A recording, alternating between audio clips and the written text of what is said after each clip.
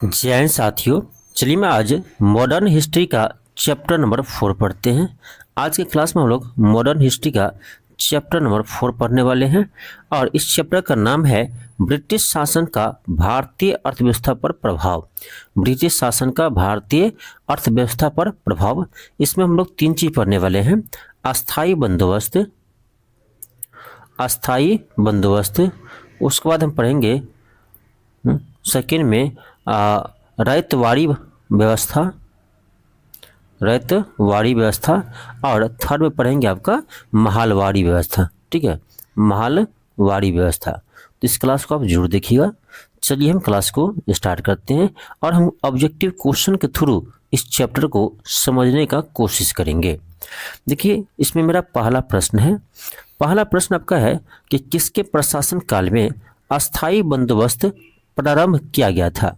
किसके प्रशासन काल में अस्थाई बंदोबस्त प्रारंभ किया गया था? तो ये किया गया था आपका लॉर्ड कॉर्नवालिस के समय। लॉर्ड कॉर्नवालिस के समय कब किया था? तो 1793 में। 1793 में लॉर्ड कॉर्नवालिस ने अस्थाई बंदोबस्त को लागू किया था। अब चलिए हम थोड़ा संक्षेप में जान लेते हैं कि अस्थाई बंदोबस्त था क्या। देखिए अस्थाई बंदोबस्त के तहत लॉर्ड कॉर्नवालिस ने 1793 ईस्वी में, ठीक है, 1793 ईस्वी में इसमें जो आपका कर वसूलने का अधिकार था वो आपका कर वसूलने का अधिकार जमींदारों को सौंपा। ठीक है, कर वसूलने का अधिकार जो है किसको सौंपा? जमींदार को। ध्यान रखिएगा यहाँ से प्रश्न आपके आते हैं। ठीक है, जमींदारों को कर वसूलने का अधिकार सौंपा। ये कर वसूलते किससे थे? तो किसानों से। जो खेती करते थे वो किसान कहलाते थे। ठीक है, तो किसानों से वो कर वसूलते थे। तो इसमें जितने भी कर वसूलेंगे उसका 1/11 भाग, जितने भी कर वसूलते थे उसका 11 भाग, ठीक है, 1/11 भाग जो है ये जमींदार खुद अपने पास रखते थे, और जितना कर वसूले उसका 10/11 भाग जो है वो अंग्रेज को सौंपते थे, यानी अंग्रेज को देते थे। ठीक है, यानी ब्रिटिश कंपनी को देते थे। तो 1/11 भाग खुद के पास रखते थे और 10/11 भाग जो है वह ब्रिटिश शासन को सौंपते थे। एक तो यहाँ से प्रश्न बनता है। एक प्रश्न ये बनेगा कि लॉर्ड कॉर्नवालिस जो अस्थाई बंदोबस्त लागू किया था कब किया था? 1793 में। उसमें आपसे ये प्रश्न पूछेगा कि कर वसूलने का अधिकार किसको सौंपा? तो जमींदार को। आपका चौथा प्रश्न ये बनेगा कि अस्थाई बंदोबस्त के तहत जमींदार कितने कर रखते थे अपने पास? तो 1/11 भाग, कुल कर का 1/11 भाग, और 10/11 भाग जो है अंग्रेज को सौंपते थे। ये प्रश्न आपको यहाँ से बनेगा। आगे चलिए जानते हैं कि अस्थाई बंदोबस्त आपको कहाँ कहाँ लागू किया गया था। देखिए अस्थाई बंदोबस्त आपको बंगाल, बिहार, उड़ीसा, बंगाल, बिहार, उड़ीसा के क्षेत्र में जो है वो आपका अस्थाई बंदोबस्त लागू किया था। इसके अलावा भी ध्यान रखिएगा बनारस और उत्तरी कर्नाटक, ठीक है, उत्तरी कर्नाटक, यहाँ भी आपका अस्थाई बंदोबस्त लागू था। अब एक प्रश्न ये बनता है कि अस्थाई बंदोबस्त जो है वो कुल ब्रिटिश यानी ब्रिटिश भूभाग पर, कुल ब्रिटिश भूभाग पर कितने % पर लागू था? यानी कहने का मतलब ये हुआ कि भारत में कुल कितने ब्रिटिश भूभाग पर आपका अस्थाई बंदोबस्त लागू था? तो ये था आपका 19% पर। या इसी को लोग ऐसे भी कह देते हैं कि भारत के कितने % भूभाग पर जो है अस्थाई बंदोबस्त लागू था? तो 19%। ठीक है, लेकिन ये आपका एक्चुअली में इसको कहा जाए तो भारत में ब्रिटिश भूभाग पर कहे तो 19% भूभाग पर लागू था। ब्रिटिश भूभाग का मतलब ये हुआ कि जिस भूभाग पर ब्रिटिश का आधिपत्य था, ठीक है, जहां से उसको कर मिलते थे, उस भूभाग पर के 19% भूभाग पर आपका अस्थाई बंदोबस्त लागू था, पूरे देश का नहीं। ठीक है, तो यहाँ पर क्वेश्चन भी कभी डायरेक्ट ऐसे ही पूछ देते हैं कि भारत के कितने भूभाग पर अस्थाई बंदोबस्त लागू था, तो 19% ही मानेंगे। ठीक है, तो 19% भूभाग पर अस्थाई बंदोबस्त लागू था, याद रहेगा। इतने ही प्रश्न आपके एग्जाम में यहाँ से आते हैं। इस टॉपिक से आपका इतने ही प्रश्न आएंगे। हाँ, एक प्रश्न आपका यहाँ भी बनता है, कभी कभी ना अस्थाई बंदोबस्त का 2-3 नाम होता है, उससे क्वेश्चन आपको पूछ देते हैं। ठीक है, देखो अस्थाई बंदोबस्त का नाम क्या है? इसी को बोलते हैं हम जमींदारी व्यवस्था। ठीक है। इसी के बोलते हैं जमींदारी व्यवस्था, और इसी को बोलते हैं हम इस्तेमरारी व्यवस्था। इस्तेमरारी व्यवस्था कहिए या बंदोबस्त कहिए, ठीक है, इस्तेमरारी व्यवस्था। और इसी का एक और नाम है, इसी का एक और नाम है चीर अस्थाई बंदोबस्त, ठीक है। क्या नाम है? चीर अस्थाई बंदोबस्त। तो 3-4 नाम इसका है, उसको आप ध्यान रखिएगा, ठीक है। तो इतने पॉइंट आप याद रखिए, अस्थाई बंदोबस्त से सारे क्वेश्चन आपसे बन जाएगा।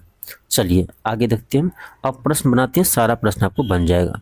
पहला प्रश्न है कि किसके प्रशासन काल में अस्थाई बंदोबस्त प्रारंभ किया गया था? तो ये क्या था आपका? लॉर्ड कॉर्नवालिस के समय, ऑप्शन बी होगा। अगला क्वेश्चन है कि लॉर्ड कॉर्नवालिस का अस्थाई बंदोबस्त लागू किया गया, कब किया गया? 1793 में, ऑप्शन डी होगा। आपका अगला क्वेश्चन है कि अस्थाई बंदोबस्त किसके साथ किया था? अस्थाई बंदोबस्त किसके साथ किया था? तो जमींदारों के साथ, अभी हम लोग पढ़े हैं, ऑप्शन ए होगा। अगला क्वेश्चन है कि अस्थाई बंदोबस्त भारत के कितने प्रतिशत भूमि पर लागू की गई थी? तो ये किताब का 19% भूभाग पर, ऑप्शन ए होगा। आपका अगला क्वेश्चन है इस्तेमरारी बंदोबस्त किसने लागू किया? अब देखो, अस्थाई बंदोबस्त का दूसरा नाम आपको बताए थे, क्या है? इस्तेमरारी व्यवस्था। तो इस्तेमरारी बंदोबस्त किसने लागू किया था? लॉर्ड कॉर्नवालिस ने, ऑप्शन सी होगा। आपका अगला क्वेश्चन है, यहाँ देखिए क्या शब्द यूज किया है? चीर अस्थाई बंदोबस्त। सभी नाम है अस्थाई बंदोबस्त का, ठीक है। चीर अस्थाई बंदोबस्त 1793 के अंतर्गत जमींदारों से अपेक्षा की गई थी कि खेतिहरों को पट्टा जारी करेंगे। अनेक जमींदार ने पट्टा जारी नहीं किए, इसका कारण क्या था?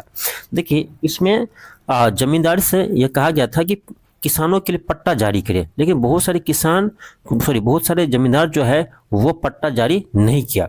क्यों नहीं किया? तो इसका कारण ये था कि इस जमींदार पर सरकार का कोई नियंत्रण नहीं था, ठीक है। जमींदार मनमानी तरीके से कर वसूलते थे किसानों से, ठीक है। तो ये मनमानी करते थे, इसीलिए वो पट्टा जारी नहीं किया। क्यों? क्योंकि जमींदार पर जो है वो ब्रिटिश शासन का कोई यानी उस पर नियंत्रण नहीं था, ठीक है। मेन कारण यही है। तो आपका क्या होगा? ऑप्शन नंबर बी होगा कि जमींदारों के ऊपर कोई सरकारी नियंत्रण नहीं था। जमींदारों के ऊपर कोई सरकारी नियंत्रण नहीं था, इसलिए अपने मनमानी कारण से पट्टा जारी नहीं किया किसानों के लिए। तो ऑप्शन क्या होगा? बी होगा। अगला क्वेश्चन देखो क्या है। क्वेश्चन 7 है कि बिहार में परमानेंट सेटलमेंट, देखो इसी को इंग्लिश में बोलते हैं, हिंदी में क्या है? अस्थाई बंदोबस्त है। हिंदी में क्या लिखते हैं? अस्थाई बंदोबस्त। और इसी को आपका इंग्लिश में हम क्या कहेंगे? परमानेंट सेटलमेंट, ठीक है। तो कह रहा बिहार में परमानेंट सेटलमेंट लागू करने का कारण क्या था? लागू करने का कारण क्या था? तो क्या होगा? भू राजस्व का राजस्व निर्णय करना, इन भूमि का राजस्व का निर्णय करना, ठीक है। ऑप्शन नंबर क्या होगा? सी होगा। भू राजस्व का निर्णय करना, मेन तो यही था अस्थायी बंदोबस्त लागू करने का, ठीक है। तो ऑप्शन सी होगा। आपका अगला क्वेश्चन है, क्वेश्चन का आपका रिक्त स्थान को पूर्ति कीजिए। खाली स्थान दिया है, कर कितने में बंगाल और बिहार में भूमि पर किराएदारों के अधिकारों को बंगाल किराएदारी अधिनियम के द्वारा लागू किया गया था, ठीक है। यानी प्रश्न आपसे ये पूछा जा रहा है कि बिहार और बंगाल में किराएदारी अधिनियम कब लागू हुआ है, ठीक है। तो ये देखो, ये आपका 1885 में बंगाल बिहार किराएदारी अधिनियम पारित हुआ था। कब? 1885 में। तो आपका होगा ऑप्शन नंबर ए होगा, ऑप्शन ए होगा। आगे बढ़ते हैं, आपका अगला क्वेश्चन है, क्वेश्चन नंबर 9 है। क्वेश्चन का है अस्थायी बंदोबस्त किस क्षेत्र पर लागू था? आपको बता चुके हैं, बंगाल, बिहार, उड़ीसा, ठीक है। ऑप्शन नंबर डी होगा, उपयुक्त सभी। आपका नेक्स्ट प्रश्न जो है ये है आपका रैयतवाड़ी व्यवस्था से। तो हम सबसे पहले यहाँ भी रैयतवाड़ी व्यवस्था को समझ लेते हैं, उसके बाद जितने भी प्रश्न आपको होंगे सारे प्रश्न आपसे बन जाएंगे, ठीक है। तो चलिए थोड़ा जानते हैं रैयतवाड़ी बंदोबस्त के बारे में, ठीक है। सबसे पहला पॉइंट आप ध्यान रखिएगा कि रैयतवाड़ी बंदोबस्त में जो कर वसूलने का अधिकार दिया था, ठीक है, कर वसूलने का अधिकार जो दिया वो किसको सौंपा, तो वो सीधे किसान को सौंपा। ये प्रश्न एग्जाम में ज़्यादा भी आते हैं। प्रश्न आपसे ये पूछेंगे कि किस व्यवस्था के अंतर्गत, किस बंदोबस्त के अंतर्गत कर वसूलने का अधिकार जो है सीधे किसान को सौंपा था। तो ये होगा आपका रैयतवाड़ी व्यवस्था। ठीक है, रैयतवाड़ी व्यवस्था में क्यों किया था ऐसा, क्योंकि इससे पहले हम लोग पढ़े थे अस्थायी बंदोबस्त। तो अस्थायी बंदोबस्त में जो है ना, ये काम दिया था जमींदार को। देखो, लेना है कर किससे, किसान से ही लेना है। तो बीच में जो है जमींदार फालतू में 1/11 भाग जो है वो कर खाते थे, टैक्स खाते थे। तो बिचौलिया को दूर करने के लिए इस बार अंग्रेज सोचा कि हम सीधे किसान से ही ये कॉन्ट्रैक्ट करते हैं। तो उस बार जो है रैयतवाड़ी व्यवस्था में ना, वो सीधे किसान को यह कार्य सौंपा। तो पहला पॉइंट आपका है, यहाँ से प्रश्न आपके आएंगे। दूसरी बात कि अस्थायी बंदोबस्त किसने लागू किया, तो ध्यान रखिएगा सबसे पहले 1792 ईस्वी में बड़ा महल क्षेत्र में, ठीक है, सबसे पहले 1792 ईस्वी में बड़ा महल जिला में, ठीक है, ये जिला है किसका, तमिलनाडु का। ठीक है, सबसे पहले बड़ा महल जिला में जो है वो कैप्टन रीड आपका रैयतवाड़ी व्यवस्था लागू करते हैं। कैप्टन रीड जो है 1792 में सर्वप्रथम बड़ा महल जिला में जो है वो रैयतवाड़ी व्यवस्था को लागू करते हैं। इसके बाद 1820 में जो है ये आपका रैयतवाड़ी व्यवस्था मद्रास प्रेसिडेंसी में लागू होते हैं। ठीक है, 1820 में मद्रास प्रेसिडेंसी में लागू होते हैं। और यहाँ पे ये लागू कौन करते हैं, तो टॉमस मुनरो। ठीक है, टॉमस मुनरो लागू करते हैं। और इसी कारण से मद्रास प्रेसिडेंसी का गवर्नर भी टॉमस मुनरो को बना देते हैं। ठीक है, वहाँ का गवर्नर किसे बनाते हैं, तो टॉमस मुनरो को। और इसके बाद ध्यान रखिएगा 1825 में, इसके बाद 1825 में जो है ये आपका रैयतवाड़ी व्यवस्था बॉम्बे में लागू होता है। ठीक है, 1825 में बॉम्बे में लागू होता है। उसके बाद आपका असम के कुछ क्षेत्र में जो है आपका रैयतवाड़ी व्यवस्था ये लागू होते हैं। ठीक है, तो आप ध्यान रखिएगा। ठीक है, और प्रश्न आपका ये आएंगे, आगे ये पूछा जाएगा आपसे कि ये बताओ कि रैयतवाड़ी व्यवस्था में कितने % कर वसूलते थे, तो 1/3 भाग, ठीक है, 1/3 भाग कर वसूले जाते थे। ठीक है, 1/3 भाग, परसेंटेज में कहें तो आपका होगा 33.33, ठीक है, या 33 भी उसको कह सकते हैं। ठीक है, तो 33% कर वसूला जाता था। ठीक है, तीसरी बात कि ये जो है आपका रैयतवाड़ी व्यवस्था ये कितने % भूभाग पर लागू था, तो भारत के ब्रिटिश भूभाग को कहे तो 51% भूभाग पर आपका ये रैयतवाड़ी व्यवस्था लागू था। 51% भूभाग पर रैयतवाड़ी व्यवस्था लागू था। और ये व्यवस्था जो है ये आपका पहले 30 वर्षों के लिए लागू किया गया था। ठीक है, ये 30 वर्षों के लिए लागू किया गया था। ठीक है, इसे शुरू में 30 वर्षों के लिए लागू किया था, इससे भी आप ध्यान रखिएगा। आपका रैयतवाड़ी व्यवस्था से यदि प्रश्न आएंगे तो इन्हीं पॉइंट से प्रश्न आपके बनेंगे। ठीक है, इन्हीं पॉइंट से आपका प्रश्न बनेंगे। तो इन सभी पॉइंटों को आप याद कर लीजिए, यहीं से प्रश्न आपका सारा बन जाएगा। अब चलिए हम प्रश्न को हल करते हैं और एक एक प्रश्न आपसे बन जाएगा। प्रश्न आपका ये है कि निम्नलिखित में से कौन ब्रिटिश शासन के दौरान भारत में रैयतवाड़ी बंदोबस्त के प्रारंभ किए जाने से संबंध था। तो किसका संबंध था भाई, अलेक्जेंडर रीड और टॉमस मुनरो, अलेक्जेंडर रीड और टॉमस मुनरो।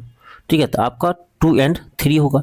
लॉर्ड कॉर्नवालिस होगा नहीं, लॉर्ड कॉर्नवालिस क्या था, ये आपका अस्थायी बंदोबस्त लागू किया था। ठीक है, तो रैयतवाड़ी आपसे पूछा जा रहा है तो इसमें होगा अलेक्जेंडर रीड और टॉमस मुनरो। तो आपका ऑप्शन नंबर सी होगा 2 और 3। चलिए आगे बढ़ते हैं, अगला क्वेश्चन देखते हैं। अगला क्वेश्चन आपका है करा कि अंग्रेजों ने, यहाँ रैयत होगा, अंग्रेजों ने रैयतवाड़ी व्यवस्था सर्वप्रथम आरंभ की। अब देखो यहाँ पर बड़ा महल ऑप्शन में नहीं है, लेकिन सबसे पहले तो बड़ा महल में ही लागू हुआ था। तो बड़ा महल क्षेत्र यहाँ नहीं है ऑप्शन में, तो उसके बाद का देखिए क्या होगा, मद्रास प्रेसिडेंसी में उसके बाद हुआ था। तो इसमें आपका हो जाएगा मद्रास प्रेसिडेंसी, ऑप्शन डी होगा। चलिए आगे देखते हैं। क्वेश्चन आपका 12 है। क्वेश्चन 12 है, वह प्रथा जिसके तहत किसान स्वयं भूमि का मालिक होता है और सरकार को भू राजस्व के भुगतान के लिए जिम्मेदार माना जाता है। हम क्या बोले थे, ये क्वेश्चन आते हैं एग्जाम में। किसान को भूमि का स्वामी माना गया और इन्हीं को ही भू राजस्व के भुगतान का जिम्मेदार माना गया। ठीक है, ये था रैयतवाड़ी व्यवस्था। ऑप्शन क्या होगा, बी होगा। आपको बता चुके हैं कि रैयतवाड़ी व्यवस्था में ही डायरेक्ट जो है वो किसान से ही कॉन्ट्रैक्ट किया था, तो ऑप्शन बी होगा। आपका अगला क्वेश्चन है, क्वेश्चन कर आपका, रैयतवाड़ी व्यवस्था कुल ब्रिटिश भारत के कितने प्रतिशत भाग में लागू थी? तो ये था कितना परसेंट, 51%। 51% भूभाग पर आपका रैयतवाड़ी व्यवस्था लागू था। आगे बढ़ते हैं, क्वेश्चन आपका 14 है। क्वेश्चन क्या है, रैयतवाड़ी बंदोबस्त के संदर्भ में निम्नलिखित कथनों पर विचार कीजिए। चलिए देखते हैं।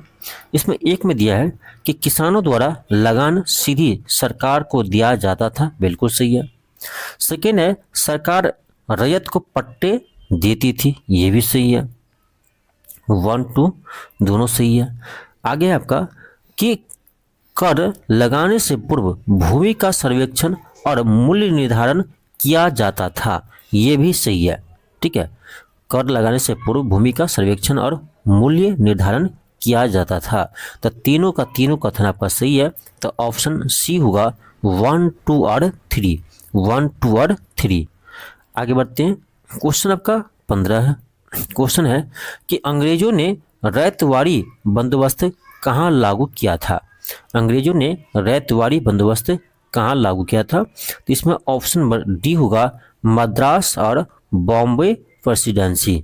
ऑप्शन क्या होगा, डी होगा। हम लोग पढ़ चुके हैं सब। अगला क्वेश्चन देखिए क्या है।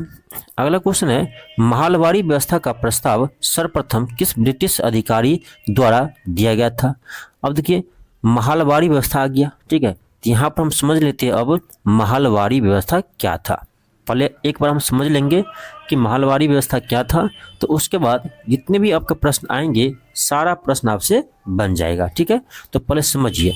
ठीक है, देखिए महालवाड़ी, इसमें महालवाड़ी में ना महल का अर्थ होता है गांव या गांव का समूह, ये भी क्वेश्चन पूछते हैं। महालवाड़ी में जो महल है उसका अर्थ क्या होता है, गांव होता है या गांव का समूह होता है। ठीक है, और इस व्यवस्था में जो है वो कर वसूलने का अधिकार ग्राम के मुखिया को, यानी गांव के मुखिया को सौंपा था। ठीक है, यानी जो इस पंचायत का मुखिया था उसे यह काम सौंपा था। ठीक है, ध्यान रखिएगा। तो महालवाड़ी व्यवस्था में कर वसूलने का अधिकार किसे सौंपा था? तो गांव के मुखिया को। ठीक है, गांव के मुखिया को यह काम सौंपा था। ठीक है, दूसरी पॉइंट हो गया। तीसरी पॉइंट आपका यह है कि महालवाड़ी व्यवस्था लागू करने का श्रेय किसे जाता है? तो इसको श्रेय जाता है आपका हॉल्ट मैकेंजी को। ठीक है, ध्यान रखिएगा, हॉल्ट मैकेंजी को जो है इसका श्रेय जाते हैं। तो महालवाड़ी व्यवस्था का जनक कौन थे? हॉल्ट मैकेंजी थे। ठीक है, ये आपका तीसरा प्रश्न हुआ। चौथा प्रश्न आपसे ये पूछा जाएगा कि ये जब का है महालवाड़ी व्यवस्था ये कब शुरू हुआ? तो देखिए ध्यान रखिएगा, दो डेट यहाँ ध्यान रखिएगा। एक है आपका 1819 में। देखो 1819 में जो है ना ये अधिनियम बना था। ठीक है, लेकिन लागू कब हुआ? तो 1822 में लागू हुआ। ठीक है, ये अधिनियम आपका बनकर तैयार होकर आपका लागू हो गया था कब? 1822 में। तो 1819 में शुरुआत हुआ और 1822 में इसे लागू कर दिया गया। ठीक है, याद रहेगा। तो हॉल्ट मैकेंजी इसमें मेन है। उसके बाद जो है ना, इसके बाद 1833 में, इसके बाद 1833 में मार्टिन बर्ड, नाम ध्यान रखिएगा, मार्टिन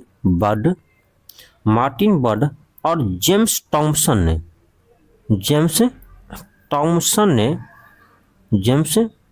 ने इस महालवाड़ी व्यवस्था में सुधार लाते हैं। ठीक है, कब? 1833 में।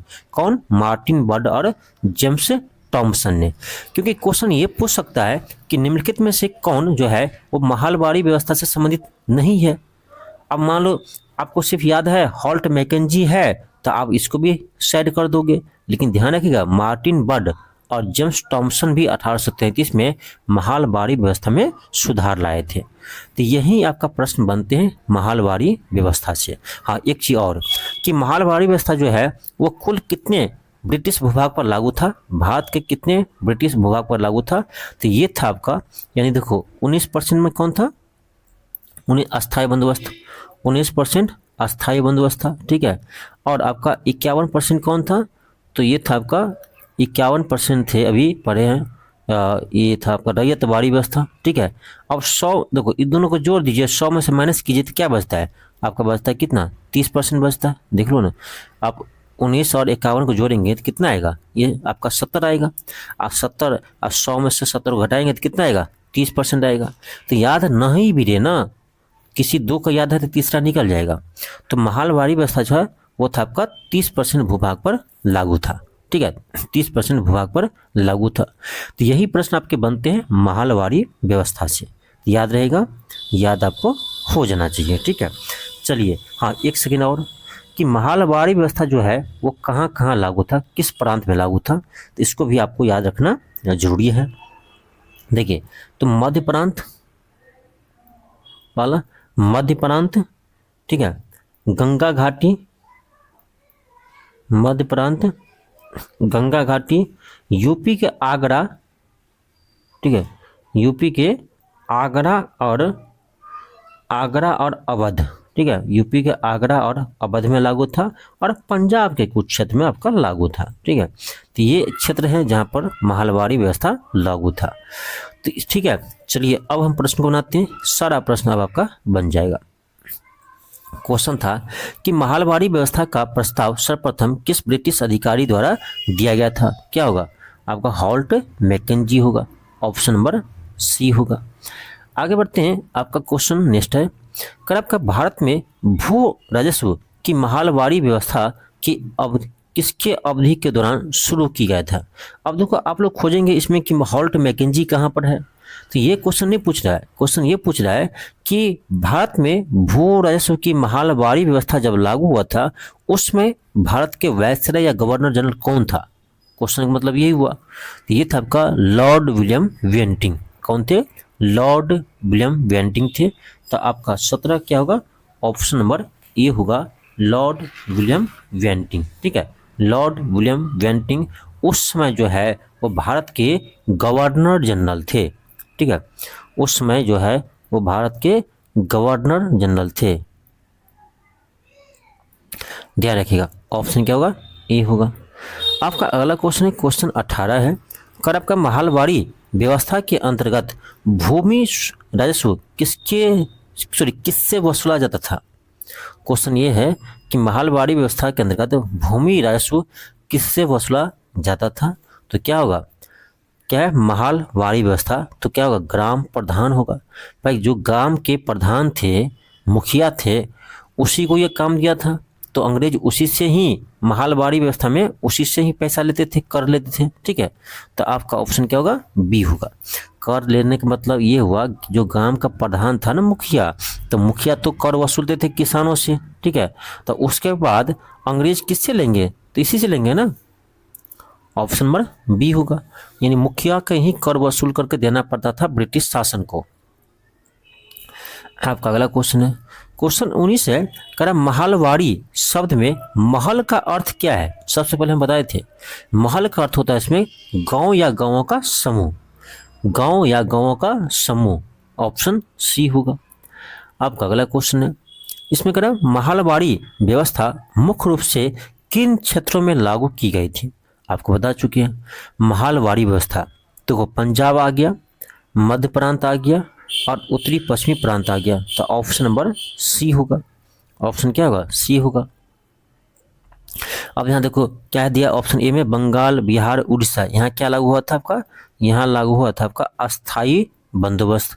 फिर बॉम्बे और मद्रास प्रेसिडेंसी, यहाँ क्या लागू था? यहाँ था आपका रैयतवाड़ी व्यवस्था लागू था, ठीक है।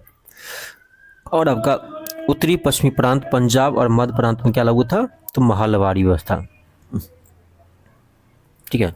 चलिए आगे बढ़ते हैं। आपका अगला क्वेश्चन है, क्वेश्चन 21 है, कर आपका 1833 में 1833 में महलवाड़ी व्यवस्था को सुधारने और व्यवस्थित रूप से लागू करने का श्रेय किससे दिया जाता है। अब देखो ये भी हम आपको बता चुके हैं कि 1833 में जो है महलवाड़ी व्यवस्था में कौन सुधार लाते हैं, तो मार्टिन बर्ड और जेम्स टॉमसन, याद होगा आपको, बता चुके हैं। मार्टिन बर्ड और जेम्स टॉमसन जो है वो क्या करते हैं, 1833 में महलवाड़ी व्यवस्था में सुधार लाते हैं। तो इसमें आपका सिर्फ ऑप्शन क्या है, मार्टिन बर्ड है तो मार्टिन बर्ड होगा, जेम्स टॉमसन रहता ऑप्शन में तो जेम्स टॉमसन भी होता। आगे देखते हैं क्वेश्चन आपका 22 है। क्वेश्चन करें ब्रिटिश भारत के कुल क्षेत्रफल के कितने प्रतिशत हिस्से पर महलवाड़ी व्यवस्था लागू थी। तो महलवाड़ी व्यवस्था आपका लागू था कितने परसेंट भूभाग पर, तो ये था आपका 30% भूभाग पर, 30% भूभाग, यानी आपका ऑप्शन नंबर क्या होगा, तो सी होगा, ऑप्शन क्या होगा, सी होगा। ठीक है, यहाँ पे एक बार फिर याद कर लीजिए। ठीक है, तो सबसे अधिक पूछा जाए ना कि सबसे अधिक कितने परसेंट, तो सबसे अधिक आपका 51% भूभाग पर रैयतवाड़ी व्यवस्था लागू था। ठीक है, हो सकता है इसका क्रम आपसे पूछ दे, ध्यान रखिएगा। फर्स्ट में कौन आएगा, यही आएगा। सेकेंड में देखिए तो 30% भूभाग पर क्या लागू है, ये है आपका महलवाड़ी व्यवस्था। ठीक है, महलवाड़ी व्यवस्था लागू है कितना परसेंट, 30%, यानी सेकेंड स्थान पर यह आएगा। और सबसे कम 19% भूभाग पर क्या लागू था, तो ये था आपका अस्थाई बंदोबस्त, यानी चिर अस्थाई बंदोबस्त। ठीक है, तो अस्थाई बंदोबस्त आपका लागू था 19% भूभाग पर। तो इसमें क्रम पूछे ना आपको, घटते या बढ़ते क्रम, तो आप याद रखिएगा सबसे अधिक भूभाग पर रैयतवाड़ी व्यवस्था, उसके बाद महलवाड़ी व्यवस्था, उसके बाद अस्थाई बंदोबस्त। ठीक है, तो ये क्रम ध्यान रखिएगा। आपका अगला क्वेश्चन है, क्वेश्चन पूछा जा रहा है आपका कि निम्नलिखित में से कौन सा कथन महलवाड़ी व्यवस्था के बारे में असत्य है, यानी गलत है। महलवाड़ी व्यवस्था के बारे में आपको बताना कौन गलत है। ए में है कि इसमें सरकार ने गांव के समुदाय के साथ समझौता किया था, बात सही है, गांव का समुदाय कहिए या गांव का समूह कहिए या मुखिया कहिए, ये तो आपका सही है। इसे पंजाब उत्तरी पश्चिमी प्रांतों में लागू किया गया था, बिल्कुल सही है। इसमें राजस्व का निर्धारण अस्थायी रूप से किया गया था, यही गलत है। इसमें अस्थायी रूप से राजस्व का निर्धारण नहीं करते थे। ठीक है, राजस्व का निर्धारण करने से पहले उसका सर्वेक्षण होता था जमीन का, हम लोग पढ़ चुके हैं, तो यही आपका गलत है। इसमें खेती की जमीन का सर्वेक्षण किया जाता था, ये सही है। ठीक है, तो आपका सी ऑप्शन गलत है, तो आंसर इसका क्या होगा, सी होगा, क्योंकि आपसे पूछा जाता है कौन गलत है। क्वेश्चन आपका 24 है। क्वेश्चन है कि महलवाड़ी व्यवस्था में सामूहिक उत्तरदायित्व का अर्थ क्या होता है। महलवाड़ी व्यवस्था में सामूहिक उत्तरदायित्व का अर्थ क्या होता है। इसका अर्थ ये हुआ कि यदि एक किसान कर नहीं देता था तो उसका भार पूरे गांव पर आता था। अब देखो कर किसको देना है, तो भाई उस गांव के जो मुखिया है उसको देना है, इकट्ठा करके अंग्रेज को तो उसी को देना है। लेकिन जो गांव में जितने भी किसान होगा सबको मिल करके कर जमा करते होंगे। तो मान लो कोई किसान कर नहीं देते हैं तो उसका भार तो अलग दूसरे किसान में पड़ेगा ही, क्योंकि अंग्रेज जो है वो तो उसका फिक्स था कितना देना ही देना है। ठीक है, तो ये देना ही पड़ता था, तो ये बात सही है। आपका ऑप्शन नंबर क्या होगा, बी होगा। अगला क्वेश्चन देखिए क्या है। क्वेश्चन 25 है कि किसने बंगाल में महलवाड़ी बंदोबस्त प्रणाली शुरुआत की। अब देखिए ये क्वेश्चन आपका बीपीएससी में पूछा गया है। ठीक है, बीपीएससी में पूछा गया। अभी तक हम लोग पढ़े हैं तो इसमें कहीं भी महलवाड़ी का चर्चा बंगाल में नहीं आया है, लेकिन ये क्वेश्चन बीपीएससी ने पूछा था कि किसने बंगाल में महलवाड़ी बंदोबस्त को लागू किया था। तो पहले तो उसका दे दिया था आंसर शायद कॉर्नवालिस। ठीक है, लेकिन बाद में फाइनल आंसर की में दिया था हॉल्ट मैकेंजी ही दिया था आंसर। ठीक है, हॉल्ट मैकेंजी ही इसका आंसर दिया था। तो आप भी ध्यान रखिए, महलवाड़ी व्यवस्था है तो हॉल्ट मैकेंजी होगा। ठीक है, नेक्स्ट है क्वेश्चन 26 है। क्वेश्चन आपका है कि निम्न में से किसने निकास के सिद्धांत का प्रतिपादन किया था। निकास के सिद्धांत का प्रतिपादन यानी उसकी बोलते हैं धन का निष्कासन का सिद्धांत। ये दिया था आपका दादा भाई नौरोजी ने। किस पुस्तक में दिया था आपसे पूछ सकता है, तो याद रखिएगा poverty and un British rule in India, बहुत बार एक बुक पूछ चुका है। पॉवर्टी एंड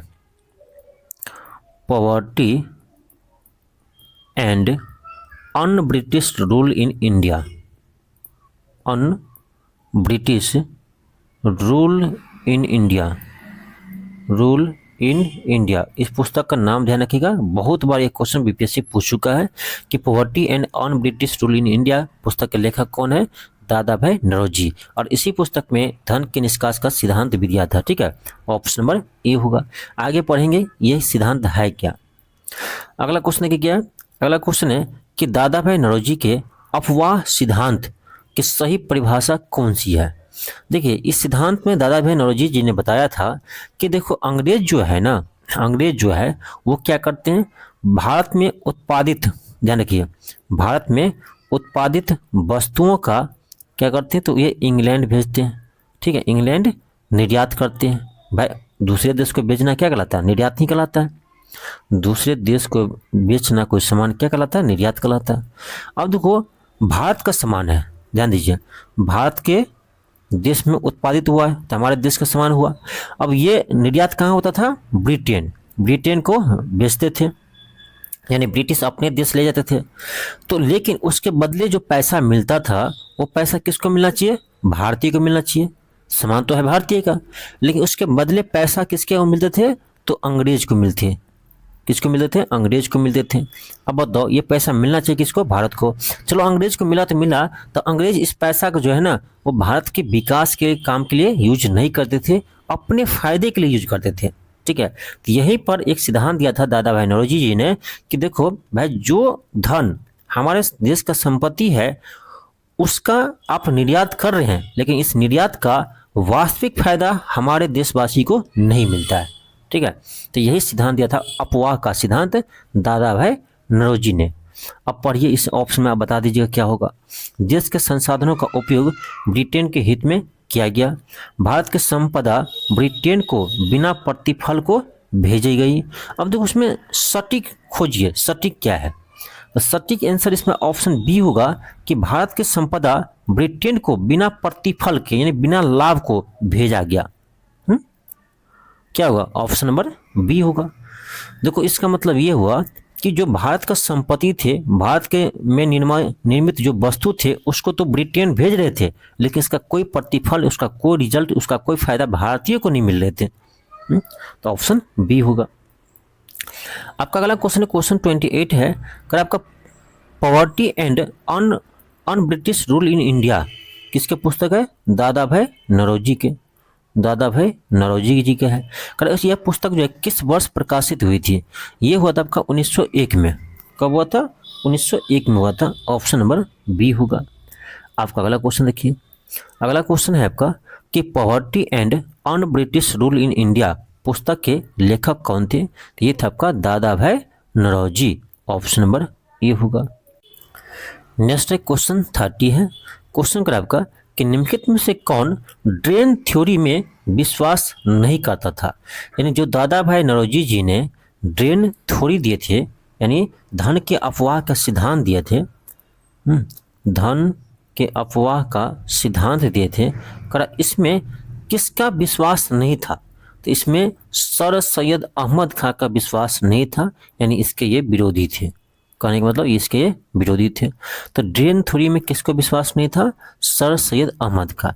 ये ड्रेन थ्योरी दिया कौन था, तो दादा भाई नौरोजी जी ने, दादा भाई नौरोजी होंगे। चलिए आगे देखते हैं, क्वेश्चन आपका 31 है। क्वेश्चन 31 करा है कि ब्रिटिश हाउस ऑफ कॉमन्स में, ब्रिटिश हाउस ऑफ कॉमन्स में चुने जाने वाले दादा भाई नौरोजी किस दल के टिकट पर चुने गए। अब एक चीज और ध्यान रखिएगा, पहले भारतीय थे दादा भाई नौरोजी, जो ब्रिटिश के हाउस ऑफ कॉमन्स के सदस्य चुना गया था। ठीक है, वहाँ पर चुनाव में खड़ा होकर के वो जीते थे। ठीक है, दादा भाई नौरोजी। अब यहाँ पूछ रहा किस पार्टी पर टिकट उन्हें मिला था, तो उदारवादी दल से। ठीक है, उदारवादी दल से टिकट मिला था। ऑप्शन नंबर क्या होगा, ए होगा। ऑप्शन आपका क्या होगा, ए होगा। अब उदारवादी को इंग्लिश में क्या कहेंगे, लिबरल पार्टी। ठीक है, कहीं कहीं आपको इंग्लिश में लिखा रहता है तो ये भी ध्यान रखिए, लिबरल पार्टी। ठीक है, लिबरल पार्टी। तो लिबरल पार्टी से यानी चुनाव लड़े थे दादा भाई नौरोजी। तो ऑप्शन क्या होगा, ए होगा। यदि एक चीज जानते हैं, इसमें अभी तक क्वेश्चन नहीं आया, लेकिन एक अच्छा क्वेश्चन पूछे ना तो आपसे पूछ सकता है कि दादा भाई नौरोजी जो चुनाव जीते थे इसके निर्वाचन क्षेत्र का नाम क्या है, किस निर्वाचन क्षेत्र से चुनाव जीते थे। ठीक है, यदि ये क्वेश्चन पूछ दे तो इसमें मैक्सिमम स्टूडेंट फंस जाएंगे। ठीक है, तो चलिए आपको हम बता ही देते हैं कि दादा भाई नौरोजी जो है उनके निर्वाचन क्षेत्र क्या थे। ठीक है, कहाँ से चुनाव जीते थे, तो ध्यान रखिएगा निर्वाचन क्षेत्र होगा इसका सेंट्रल, क्या है, सेंट्रल फिंसवरी, सेंट्रल फिंसवरी, याद रहेगा। तो दादा भाई नौरोजी जहाँ से चुनाव लड़े थे उस के निर्वाचन क्षेत्र का नाम है सेंट्रल फिंसवरी, वहाँ से यह चुनाव जीते थे। ठीक है, चलिए हाँ, सदस्य कब से कब था, तो 1892 से लेकर 1895 तक वहाँ के सदस्य रहे थे। ठीक है, यानी ब्रिटिश हाउस ऑफ कॉमन्स के सदस्य रहे थे 1892 से 95 तक। चलिए आगे बढ़ते हैं।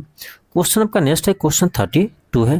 क्वेश्चन करें किसने कहा कि भारत में ब्रिटिश आर्थिक नीति घिनौनी है।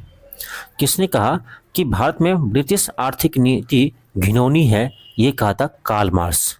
ऑप्शन नंबर सी होगा, कार्ल मार्क्स ने कहा था कि भारत में ब्रिटिश आर्थिक नीति जो है वो घिनौनी है, ऑप्शन सी होगा। चलिए आगे बढ़ते हैं। क्वेश्चन 33 है। क्वेश्चन 33 का आपका निम्नलिखित में से कौन भारत में उपनिवेशवाद का आर्थिक आलोचक था, यानी निम्नलिखित में से कौन भारत में उपनिवेशवाद का आर्थिक आलोचक था। कहने का मतलब ये हुआ कि ब्रिटिश का जो आर्थिक नीति थे उसके आलोचक थे। ठीक है, भारत में जो ब्रिटिश का आर्थिक नीति थे उसके आलोचक कौन थे। देखो दादा भाई नौरोजी तो थे ही, जी सुब्रमण्यम अय्यर भी थे, आर.सी. दत्त भी थे। तो 1 2 3 ये तीनों तो होगा ही, 1 2 3 तो कौन होगा, ऑप्शन नंबर डी होगा, ऑप्शन नंबर डी होगा। आगे बढ़िए क्वेश्चन 34 है। क्वेश्चन 34 का आपका the rise and growth of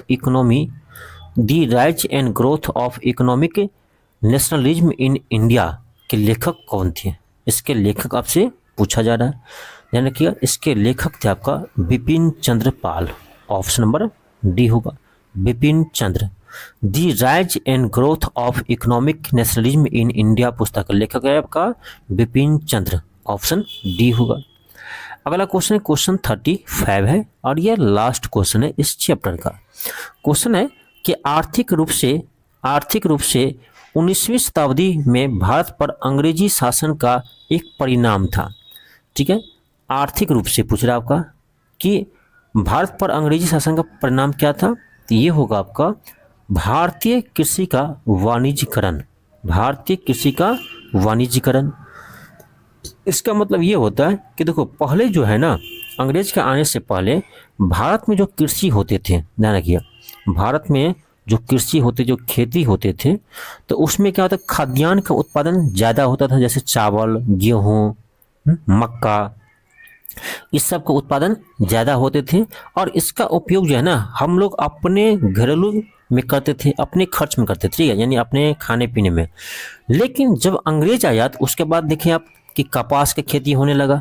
आगे हम लोग पढ़ेंगे चंपारण सत्याग्रह, ठीक है, कपास का खेती होने लगा, नील का खेती होने लगा। तो ये सब क्या है, तो ये सब आपका वाणिज्य फसल है, ठीक है, वाणिज्य फसल है।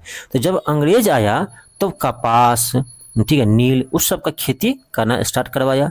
ठीक है, तो इसीलिए कहते हैं कि ये अंग्रेज का ही देन है कि भारत में कृषि का वाणिज्यीकरण हो गया। ठीक है, कृषि का वाणिज्यीकरण हो गया, यानी खाद्यान्न कृषि से कहाँ शिफ्ट हो गए, हम लोग वाणिज्य फसल पर शिफ्ट हो गए। ऑप्शन क्या होगा, सी होगा, ऑप्शन सी होगा। चलिए बहुत जल्द आपको हम अगले चैप्टर लेकर आएंगे। चलिए मिलते हैं नेक्स्ट क्लास में। थैंक यू, धन्यवाद।